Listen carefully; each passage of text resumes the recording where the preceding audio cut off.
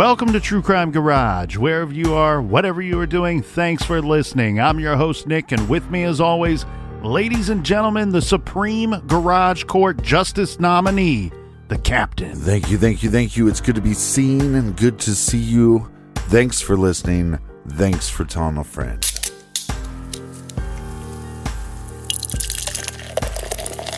Today we are very happy to be featuring Shadows of Laughter Tiramisu White Oak by the fine folks down at one of our favorites, Tactical Brewing in Orlando.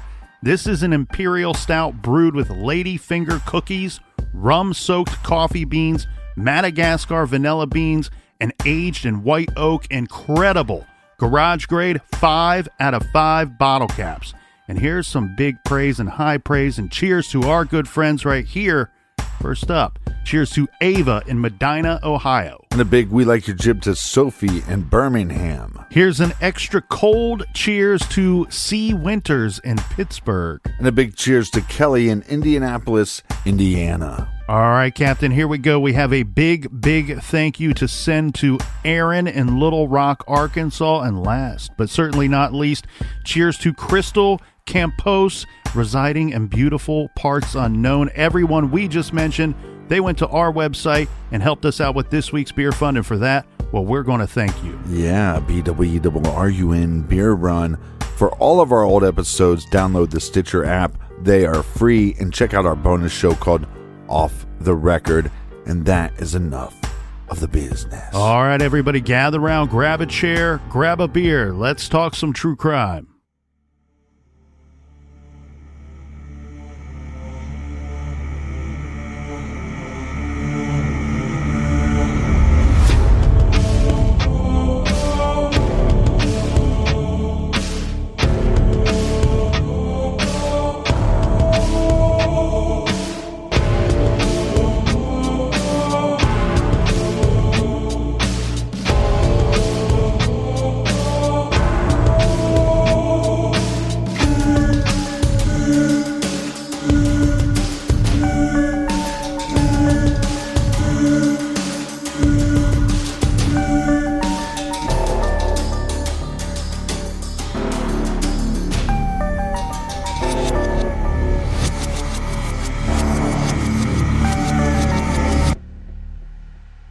Florida is the third most populous state in the U.S.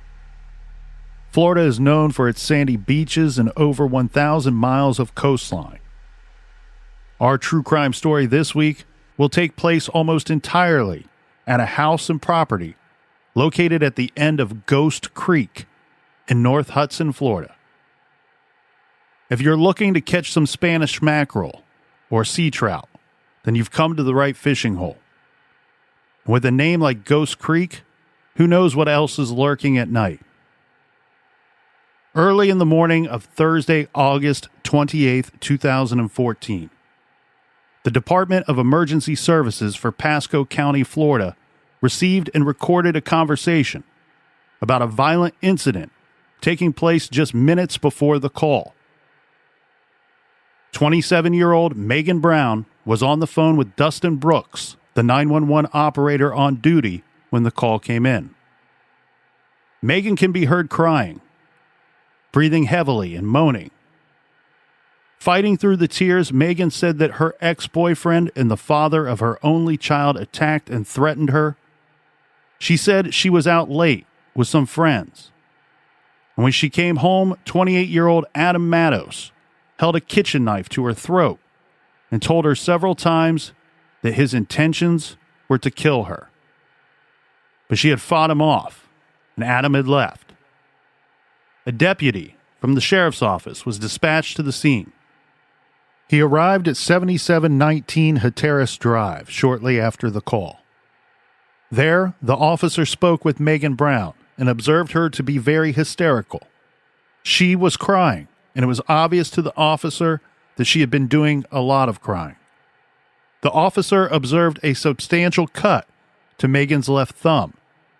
She explained she received the cut when trying to get the knife away from her throat and out of the hands of one very angry Adam Matos. The deputy collected the knife used in the attack. He took photographs of Megan, specifically her injury, and the immediate area where the incident took place. He observed and spoke with Megan, her mother, Margaret Brown, and Megan's 4-year-old son, Tristan. The deputy attempted to locate the alleged assailant, Adam Matos, but he was unsuccessful. About 2.5 hours later, the deputy returned to the house on Hatteras Drive. It is now just after 9 a.m. The deputy is responding to the residents after a call was placed by a man named Nicholas Leonard. Nicholas reported that an assault involving a knife was in progress at the house. Upon arrival, the deputy once again made contact with Megan Brown. Megan explained to the officer that this was simply a misunderstanding. Megan reported to Nicholas about the earlier attack via text. Nicholas thought the attack was in progress and called 911. 6 days later, the officers returned to the same house. What they found there would be described by the media as the House of Horrors. This is True Crime Garage.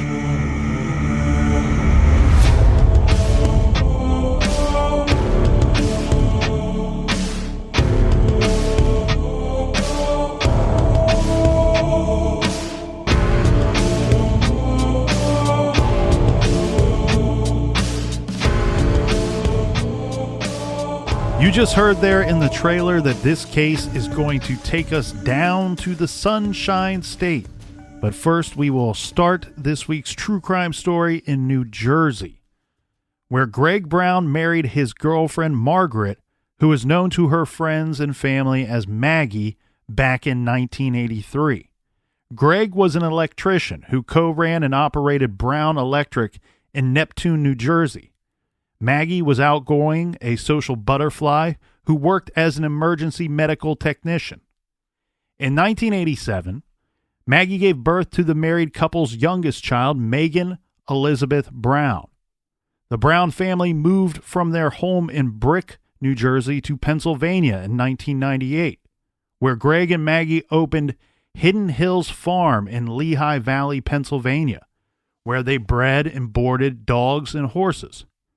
Megan graduated from Northwestern Lehigh High School in 2005, where she ran track and competed in the PA State Finals.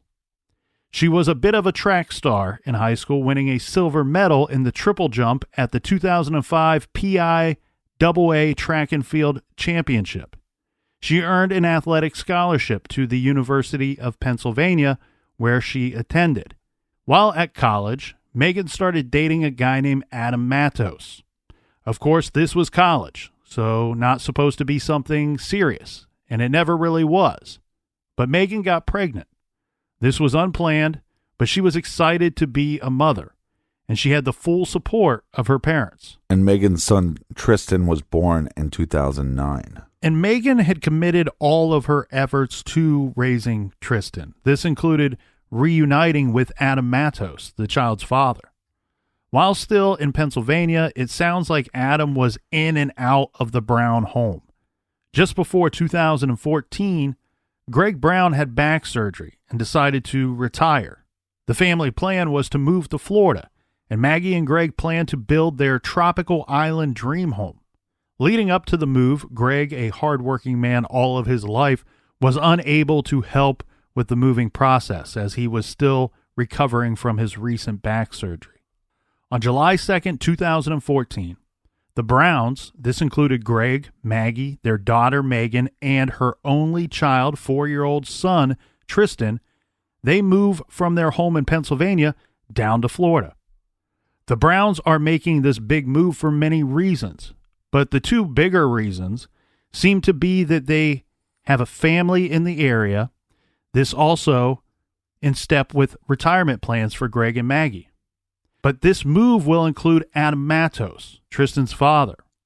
This move looks like a life goal for the Browns, and everything that I have found says that Megan, while a super awesome and dedicated mother, the living arrangement of her and her son Tristan staying and living at mom and dad's house back in Pennsylvania was probably, yes, something that she desired, to stay close to mom and dad, but also a living situation in a desirable home on a beautiful property, but probably, Captain, a necessity. Megan is a young mother, and of course children are not cheap, and so it was probably an ideal situation for Megan. Well, and also her son has special needs. He's autistic.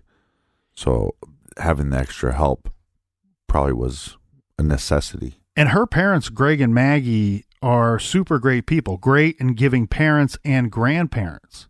They say, look, we're moving, but we want our daughter and grandson to remain close to us both in heart and proximity, so the two of you come and live with us as well. Well, like I said, this plan is going to include Adam Matos, ex-boyfriend to Megan and little Tristan's father. So the Browns moved to Florida to be closer to extended family, and they are nice enough and thoughtful enough to allow Adam Matos to move with them to remain close to his son that he had with Megan Brown. Adam was going to be able to live with the Browns temporarily. Yeah. For a couple of months so that he can get set up in this new city, get a job, get settled in, and then find a place of his own to live. Right. It was agreed that he would live with them, he would also work, and he would chip in on the rent. The Browns would be renting a very nice house for the meantime while building what sounds to be their dream home. The Browns family, extended relatives living in Florida, help Greg, Margaret, Megan, and Adam move into their rented home and get settled in. The house that they are renting is large enough that Megan and Adam are able to have separate bedrooms.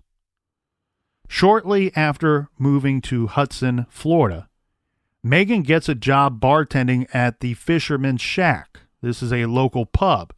I'm guessing this is a dive bar. There's no website and 0 Yelp reviews. But this could be the perfect little setup for Megan. The bar is less than a 2-minute drive from the house her parents are renting. Right. So it's always good to be close to work. And it's one of those cool little spots that's right along the water it's off of Cow Creek, but it appears that you could pull your boat up and dock it somewhere in the back. Not long after this, as promised, Adam gets a job at the Get Hooked Bar and Grill. This looks like a cool place featuring live music, 2 bars, and a large, fresh seafood menu. Adam will be running the dish tank. Now, at Megan's work, at the Fisherman's Shack, she is quick to make friends. This will include both fellow employees and some of the regulars that come in. These are people that she will enjoy seeing at work and going out in groups after work and on her days off. One of these new friends is a young man named Nicholas Leonard. Nick is from Florida. He's a few years older than Megan, and he works as a carpenter and landscaper. It sounds like these two really hit it off. Well, to put some context there, Adam, when she met Adam, he was like a obscure DJ or something and wasn't much of a go-getter, wasn't known to be that hard of a worker. Right. Back at the rental house on Hatteras Drive, things are not going particularly well. Megan and Adam are not getting along, and this is quite the understatement, actually, but Adam does not appear to be getting along with Megan's family either. And it sounds like he was wearing out his welcome. At some point, Adam gets fired from his dishwashing job, and it looks like this only created further distance between Megan and Adam, and with a big part of the deal being Adam should be working and pitching in, this is going to create additional conflict between Adam and Megan's parents. Well, and I heard he was a horrible roommate. He wasn't taking out the trash. He wasn't cleaning up after himself. And I'm not really certain 100% certain of what the deal was here, as this just sounds to me like a recipe for disaster, but I'm sure this likely started off with everyone, or at least Greg and Maggie, having the best of hopes and intentions for all involved. All right, here is where the high hopes that Greg and Maggie had for all on this new living situation starts to go off the rails. On Thursday, August 14th, 2014, Megan calls the local police to report that she's being threatened and harassed by a female. Police listen to her complaint but decide this does not warrant any further action because Megan failed to provide hard details about the threats and harassment. Right. Police, of course, advised her how to best handle the situation should it occur in the future. Part of the issue may have been not only providing evidence of the harassment and threats, but Megan either didn't know who was harassing her or could not show evidence of who was harassing her. Right. So the identity of the alleged harasser was never determined by police. But it's a female, not a male.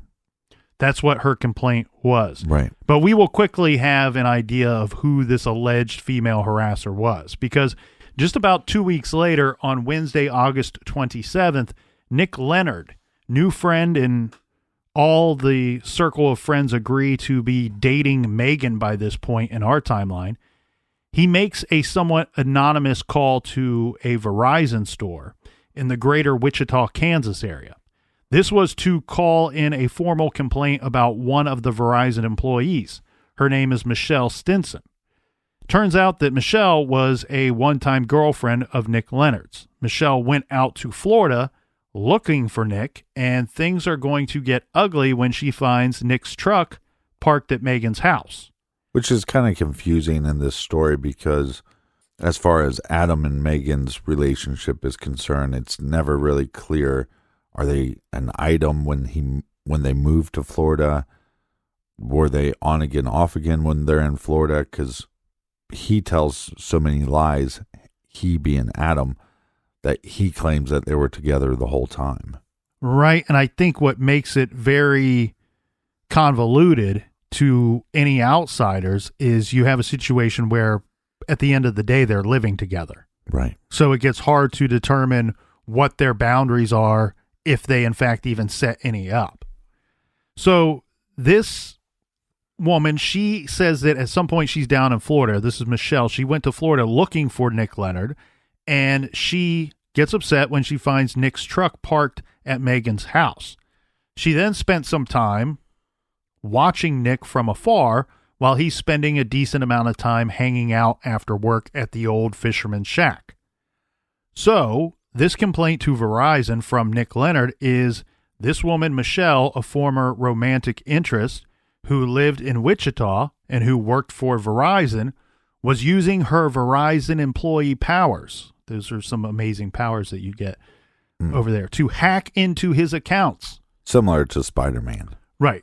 Shooting webs. And in addition to that, probably levitation homes. Yes. So she's using these powers, or so he believes, to hack into his accounts. In Nick's words, he says she was stalking, harassing, and threatening him through the cell phone. And this isn't the first time, though. Correct. It's not really hard to piece together that this was likely the same person harassing Megan as well. Are you threatening me? His complaint to Verizon was that Michelle was using Verizon technology to hack into his phone. This meant his email account and his bank account as well. So you could use this info to then lead you to Megan's information. You see what his texts are, you see what his emails are, who he's communicating with, and then boom, you have her information if you want to go out of your way to harass her as well. Nick went on to state that she allegedly went so far, she being the harasser, went so far as to not only harass and threaten Megan, but she contacted several of his business customers. It looks like Nick owned and operated his own business as a carpenter and landscaper, or may have been getting jobs on the side somewhere. But she contacts these business contacts of his customers, and starts harassing them and telling them do not do business with Nick Leonard. On the same day, Nick reports this to local authorities in Florida as well. But he includes in this complaint that 2 others had been harassing him as well. In fact, at times he says they were even sitting outside of his home in a parked car. He describes these individuals as two heavier set Asian males. This is weird. We've all heard of an ex-boyfriend or an ex-girlfriend harassing a person. Yeah. An ex-lover or ex-friend. Lover. We hear that all the time. But then to take it to the point of where he says, I think she's sending thugs over to threaten me as well. Mm-hmm. These guys just seem to be following me around and they're sitting outside my home. This is a whole nother level of threat and harassment. Well, and at some point you go, is he just delusional and thinks people were following him? But when you have the evidence that, yes, his ex is definitely stalking him, then you go, well, maybe all his claims are true. So on Wednesday, August 27th, Nick Leonard made an appointment with Detective Krause of the Pasco County Sheriff's Office for the next day. The appointment was scheduled for August 28th at 2 p.m. and the topic of discussion to file a formal complaint of harassment from his ex-girlfriend in Wichita. Later that same day, on the 27th, Megan Brown reports to work at the Fisherman's Shack. After work, Megan and coworker Tanya Carlson go out after work. It sounds like they were meeting up with some others, as this is always reported as a group thing. And I don't think it's important who most of the persons out together that night were, but one of the people in the group that night is reported to be Nick Leonard. Now it's after midnight, so technically it's now Thursday, August 28th, 2014 in our timeline. Megan is still out with her friends, with this group of friends. She's at a bar having a good time, or at least trying to, because this is obviously going to be upsetting to Adam. And we will know this because Adam, in the early morning hours of the 28th, well, he starts to try to reach out and get in touch with Megan. And this quickly leads to a series of repeated calls and text to Megan harassing her. Yeah, this guy has no control. I mean, once he starts trying to contact her, and this happens several times in their relationships, we're talking about hundreds of calls and hundreds of texts within a short period of time. Which is so bizarre when you think about it, because everyone really describes him, and I think this is absolutely spot on. I've seen tons of interviews with this guy, and it's absolutely correct in their description of him as a quiet guy who doesn't talk a lot. But as you're pointing out, he decides, I don't like what's going on, flips a switch, and he won't shut up. He won't leave Megan alone. As said, to put it politely, this leads to a series of repeated calls and texts to Megan, harassing her. He wants to know where she is, what she's doing, and who she might be out with. He repeatedly tells her during these calls and on text that she is a horrible mother.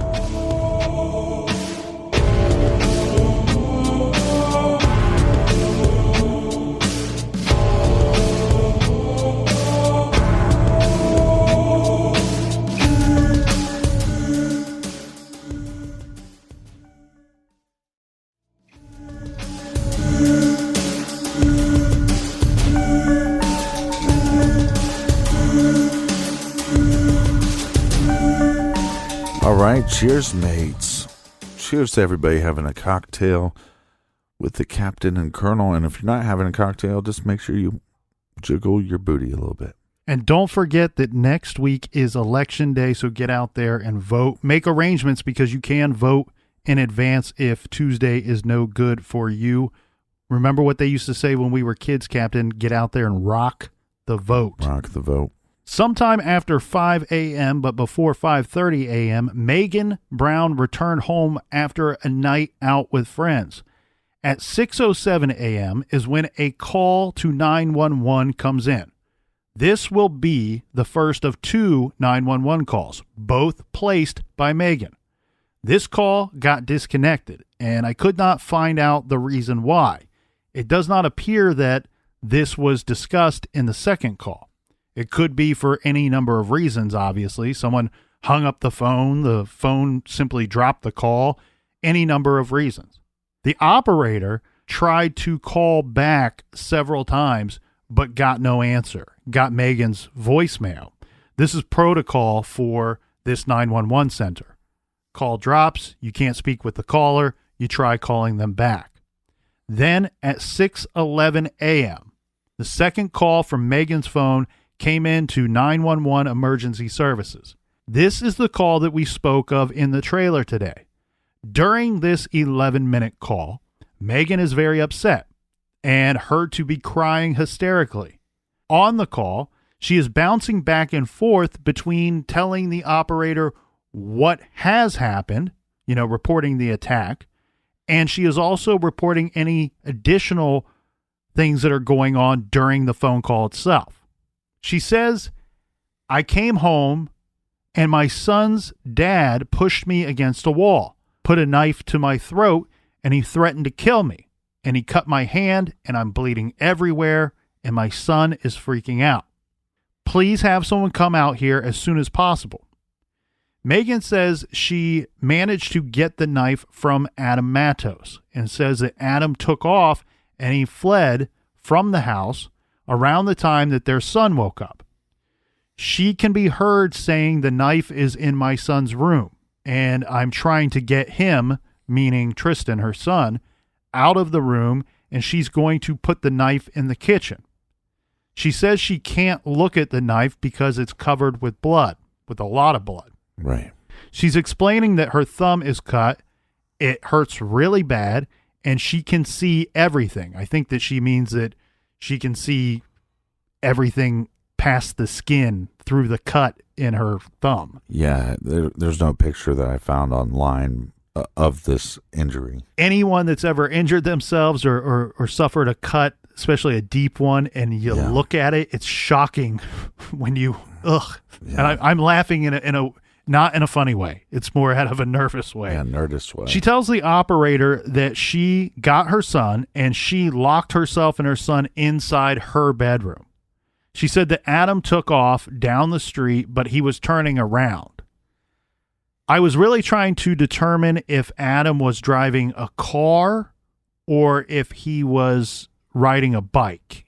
And I think that there's evidence later that will suggest that he is riding a bike. She's never descriptive enough to say that he's driving a car, but using the words turning around would imply that they're driving or operating something. They're not just, I don't think most people say that when someone's just walking or running down the street.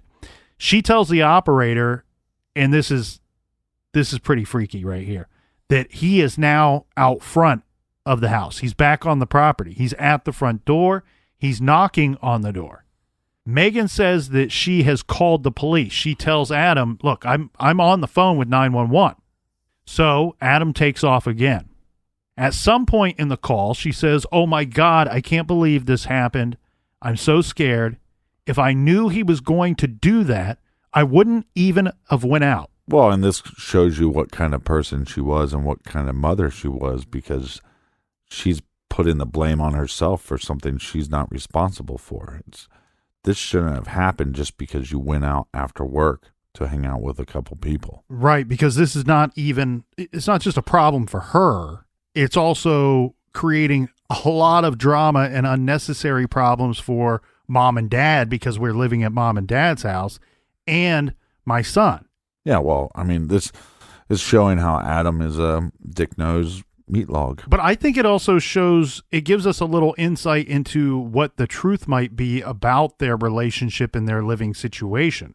She may just have thought that Adam was simply there at the house to help with Tristan, to take care of his son, and to get set up in a new city and not have to live hundreds of miles away from his son. Right. And that he should just grow up and be an adult while she goes out with some friends after she worked at her job all day.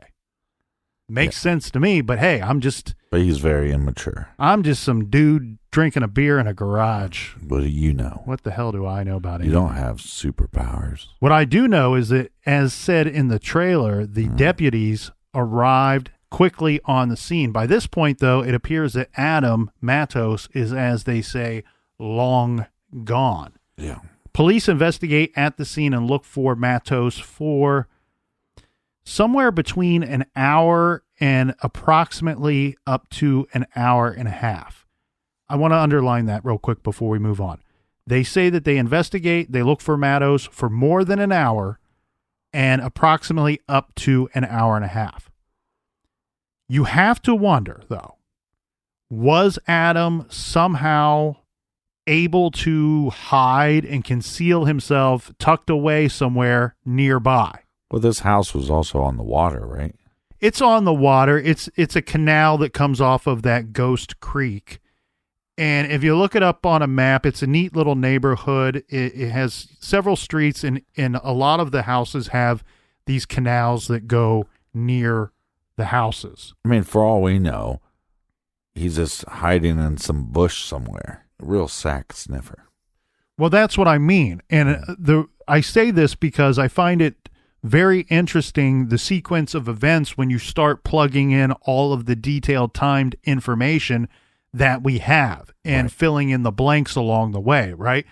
Let's go through this, shall we? We know the call that the deputy responded to came in at 6:11 a.m. We know per the police report that the deputy was on the scene within minutes of the call. The call lasted approximately 11 minutes. Mm-hmm. So about 6:22, the 911 call ends. Then the officer is on the scene. So let's say on the scene as early as 6:23 to 6:25. Then per the report, the police investigated. This is asking questions, observing, taking notes, photographs, documenting the incident, and searching for the alleged perpetrator of the assault, which is Adam Matos. All of this, per the report, took more than an hour and approximately up to an hour and a half. So now we're talking about a time frame. We're anywhere as early as 7:23 a.m. up to about 7:55 a.m. I find this type of minutia very fascinating because per the records, at 7:49 a.m., starting at this time, Adam Matos starts making another one of his now famous move of repeatedly calling over and over again to Megan's phone. And so that's what I wondered was, yes, they looked for this guy, but he had to have been somewhere close nearby because his calls to Megan start almost exactly at the same time that the police leave the area. Right. And again, not a call or 10 calls. We're talking like over 100 calls. Right. It's an Adam Matos, I'm going to call or text you dozens of times in a very short period of time. It's insane. Look, she's not answering his calls because she knows what she's going to get should she pick up the phone. He's sending her nasty and threatening text to go along with these unanswered calls. Well, I know most of the people that are listening know this, but just in case you need to hear this kind of contact, constantly calling, constantly texting, talking trash, harassment through text, this is a type of abuse. This is a type of control.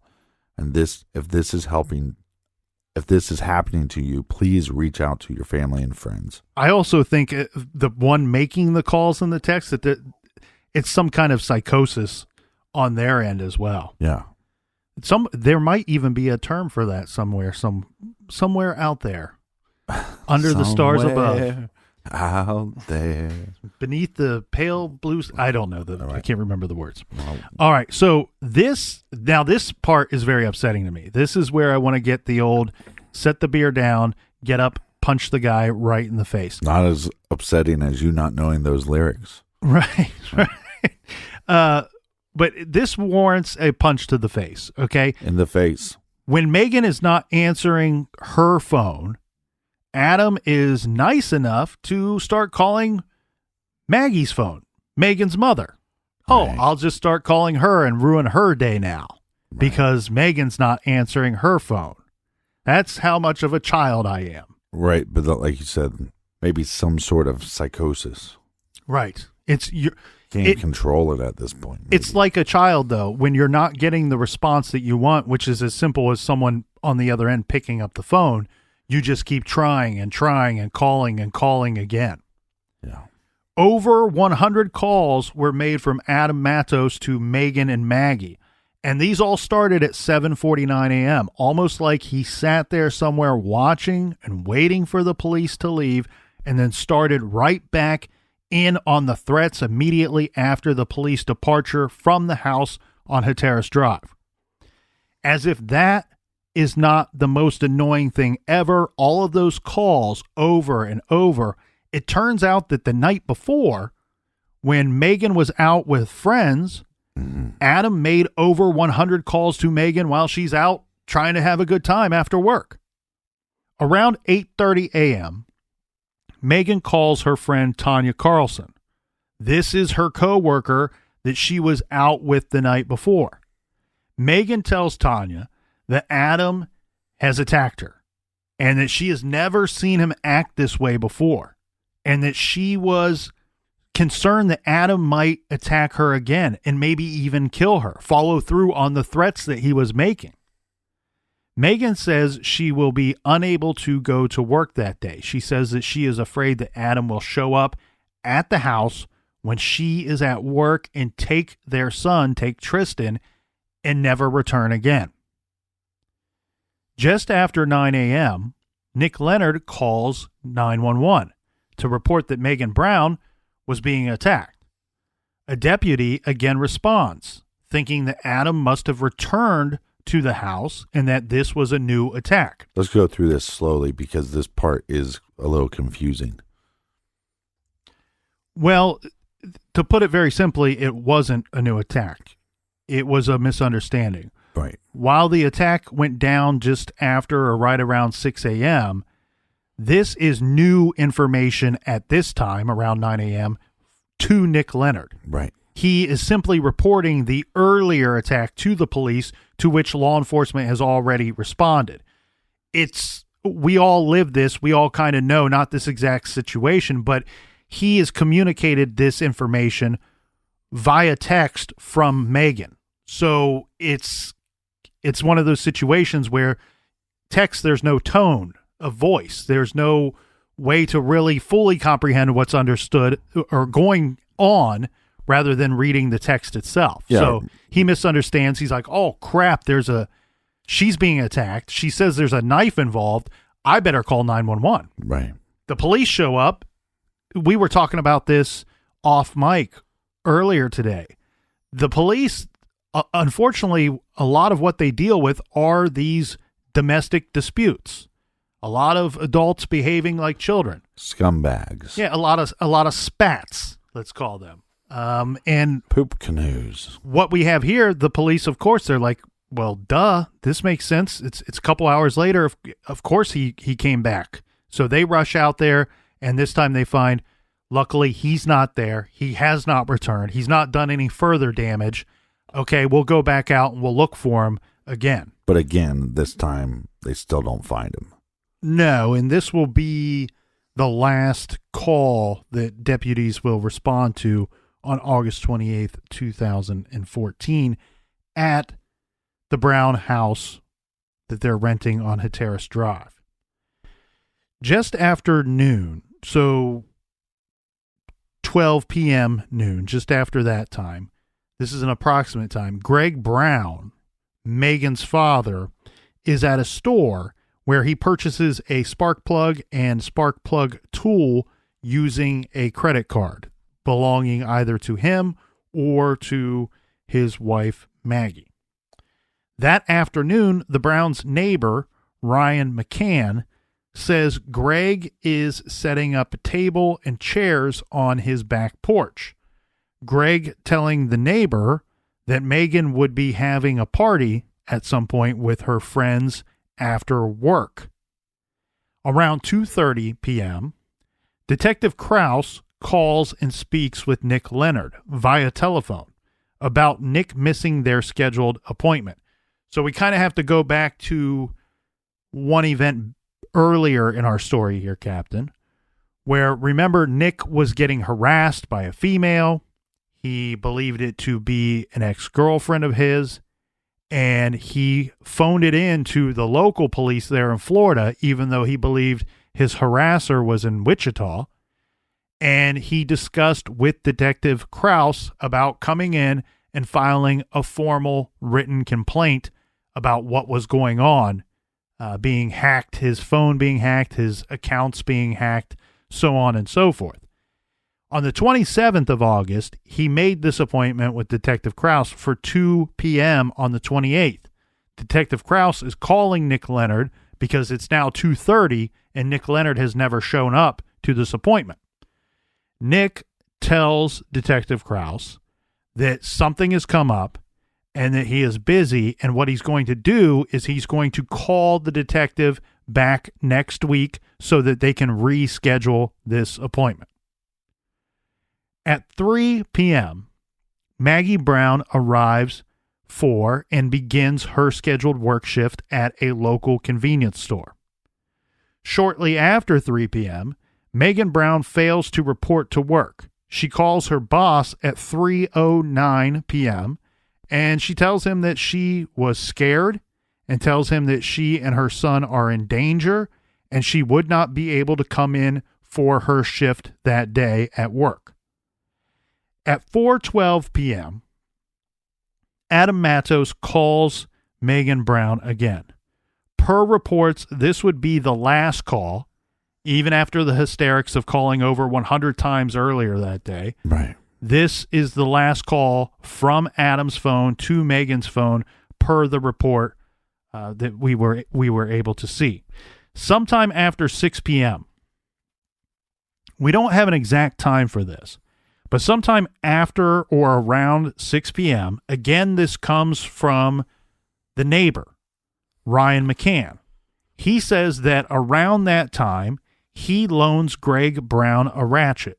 Greg says he needs the ratchet to work on a spark plug in his RV's generator, or on his RV's generator. Right. This makes sense because we know from his credit card statements that earlier that day he was at a hardware store. He's out purchasing a spark plug. Maggie Brown's shift is over at 11 p.m. And at 11:10 p.m., she leaves work at the convenience store and heads home. From door to door, this is a drive time of approximately 15 minutes. So she is arriving at the rental house around 11:25 p.m. Sometime between 11:45 p.m. and midnight, a neighbor in this neighborhood is out for a walk, and he says that he hears what he believed to be gunshots. He says he thought that he heard 3 gunshots sometime between 11:45 p.m. and midnight. Continuing on with our timeline, this brings us to Friday. Yes, this would be Friday, August 29th, 2014. Around 3 p.m., Megan Brown does not show up for her work shift.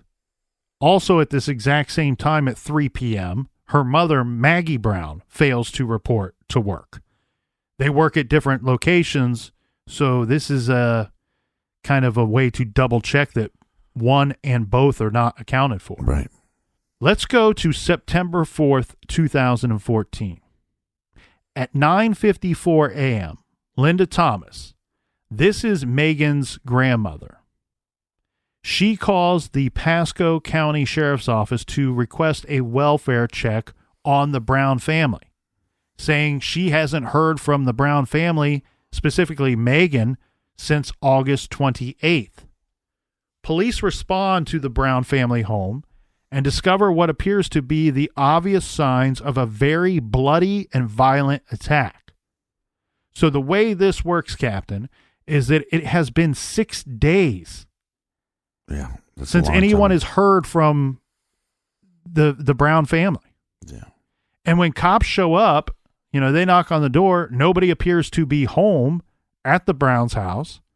They say while they're there, they detect a foul odor, and these are seasoned cops. They've been on the job for a while. They say it's the all too familiar odor of death and decaying bodies. Yeah. These guys know, these guys and girls of blue know that they're not responding to something good. This is a bad situation. And you can smell that kind of smell from rooms away. They find a door that was left open, so they have probable cause to enter the home. They entered the house through this open door, and this door was one that would lead right into the garage where the Brown family's van is parked. Mm-hmm. This next bit is from the Daily Mail, which did gangbusters work on this case. Quote, they, being law enforcement, immediately see blankets on the ground behind the van in the garage. There is what appears to be blood all over the floor and on these blankets. But also on the bumper. Yes. And about the same time, a veteran cop makes another grim discovery. This just a stone's throw away from the home. He says that after noticing the same smell of death coming from a wooded area, he goes in to take a look. There, the detectives find something worse than they have ever seen in all of their years in law enforcement. It was a pile of bodies. Sheriff's Office Detective Chet Coolgill said to the Daily Mail, quote, they were decomposed beyond recognition. We didn't know exactly who or how many total bodies were in the pile. But Detective Coolgill said he could easily deduce that the Brown family was among them. Quote, it was just common sense. You know, we had a house with several people that are missing, and now we have a pile of bodies less than a mile away. At 2 p.m., a forensics team arrives with the medical examiner at the site where the bodies were dumped. As the medical examiner tries to identify the victims, detectives and forensic experts go back to the house. Mm-hmm. And of course, they find they're returning to a shocking scene. The place turns pink when it's sprayed with luminol. There's a trail of blood stretching throughout the house. Signs that the killer had tried to clean up some of it, and other clues to the horror that had occurred there. Yeah. Some really good evidence is found in this van. Officers said, quote, we knew there were people, dead people and decaying people in the back of that van at some point. There was a significant amount of blood in the van. They found blood and they found maggots in the van as well. And there's pictures of that online as well. And it's very jarring to see that, because you know that when they opened up this vehicle, probably the smell got more intense, but to see those maggots in that car like that, just horrible. And it's somewhat of a trite description, the House of Horrors, but given by the newspapers and the media at the time, but that's what it is. That's the best way to explain what these officers walked into. A lot of blood, and then, like you said, with the luminol, it just lit up the whole house. And then the smell of death and decay is so strong that it leads these officers from the house to a half to a 3/4 miles away out into a wooded area where they find this pile of bodies. Right. Back in the garage, back in the van, they also found a shovel in the back of the van. The detectives believe that the killer had used the shovel to try to bury the bodies in the yard, saying that on the side of the house, there was a freshly dug area. But in that area, you can't dig more than a foot. Someone tried to bury these bodies on the side of the house and simply gave up. Yeah, because doesn't it turn to stone when you're in Florida? Isn't like there a bunch of lime rock or something? Clay, stone, lime rock. Yes, it gets difficult. Investigators found evidence to support the theory that the murderer tried to load the bodies into the back of the van, was successful in doing so, and then dumped them in that wooded area.